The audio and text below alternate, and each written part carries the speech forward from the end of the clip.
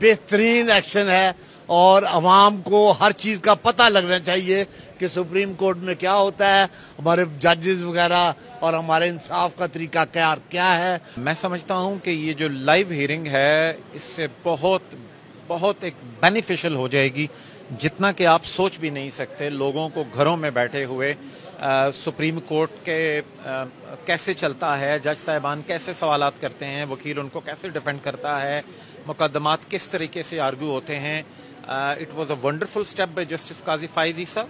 देखिए, बड़ी खुशाइन बात है और अच्छी बात है कि लोगों को पता चलना चाहिए कि क्या कार्रवाई हो रही है, क्या प्रोसीडिंग चल रही है, कैसे आर्गूमेंट्स हो रहे हैं, क्या हकायक हैं केस के, कौम जाने कि कैसे जो है वो केस को प्रोसीड किया जा रहा है, ताकि इंसाफ के मज़ीद अच्छी तरह से तकाजे पूरे किए जा सकें। लेकिन दूसरी तरफ लोग फिर ये भी कह रहे हैं, ये भी व्यूज़ हैं कि अगर फॉर एग्जांपल जो है वो इस तरह से प्रोसीडिंग की जाती है, लोग फिर क्लिप निकालेंगे जजेस के जो वो बात कर रहे होंगे, फिर मीडिया पे उछालेंगे और फिर प्रेशर आएगा जजेस पे, और फिर फैसलों में जो है वो मसला कि जजेस को फैसलों से अपना जो है वो मैसेज देना चाहिए, फैसले ही ऐसे आने चाहिए कि किसी को ओपन प्रोसीडिंग की ज़रूरत ही ना पड़े।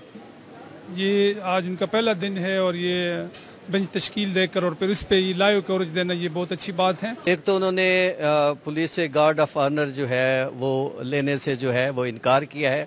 उन्होंने कहा मुझे ऐसा कोई गार्ड ऑफ ऑनर नहीं चाहिए, मुझे सिर्फ आपका जो है ताउन चाहिए। मुतासरीन को जो यहाँ आते हैं उन्हें आप अपना मेहमान समझें, उनकी रिस्पेक्ट करें, उन्हें पूरी तरह हेल्प करें कि उनके मसाइल हल हों, क्योंकि यहाँ आने वाले जो मुतासरीन हैं वो फ़कत इसलिए सुप्रीम कोर्ट नहीं आते कि वो आएँ और मुकदमा देखने के बाद वापस चले जाएं।